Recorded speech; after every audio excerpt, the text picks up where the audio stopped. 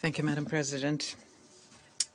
I would like to thank the Special Representative of the Secretary General, Mr. Nicholas Haysom, and the Chairperson of the Joint Monitoring and Evaluation Commission, Mr. Charles Taiguitu. I would thank them for their briefings. We're also grateful to the President of the Community of St. Egidio, Marco Bragliazzo, for his report. We welcome the participation in this meeting of ours of the Permanent Representative of South Sudan to the UN, Mr. Akwe Bonamalval.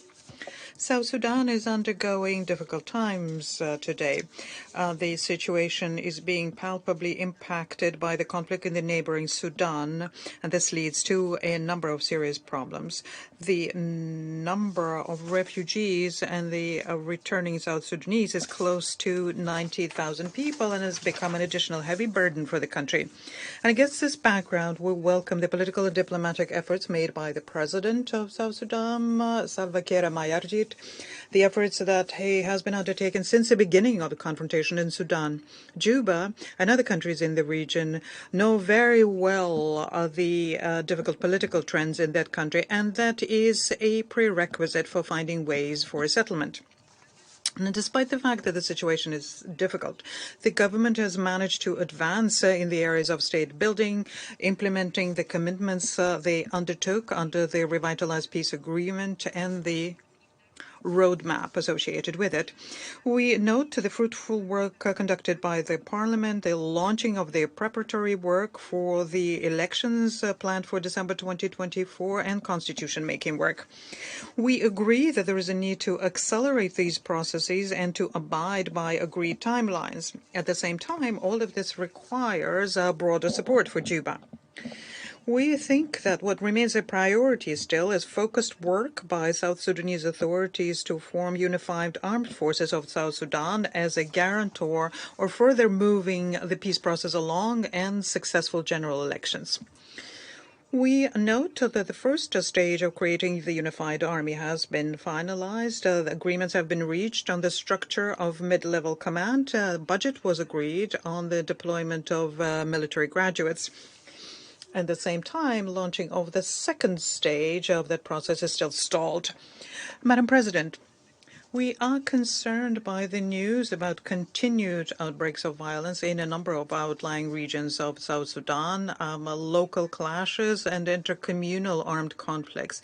They provoke fresh flows of refugees and displaced civilians. We are also concerned by the clashes between the various opposition groups. We strongly condemned any violations of the peace agreement, any acts of violence against civilians, including the humanitarians who work in South Sudan. We take note of the response measures undertaken by the government.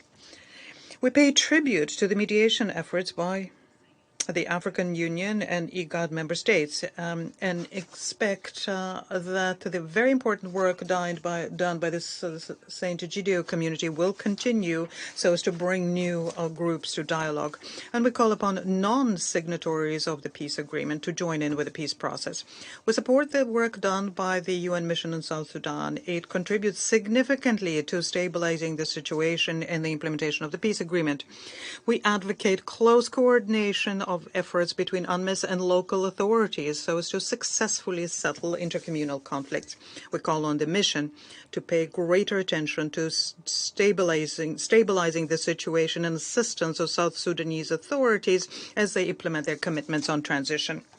Madam President, the sanctions regime on South Sudan, the sanctions by the Security Council, has noticeably complicated the deployment of unified armed forces units and complicated the strengthening of government security entities. The parameters of arms embargo are being relaxed, but that's not enough.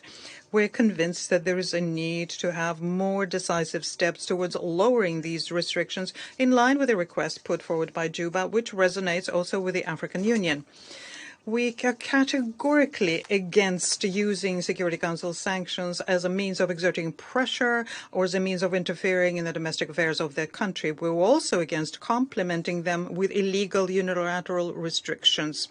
I thank you for your attention.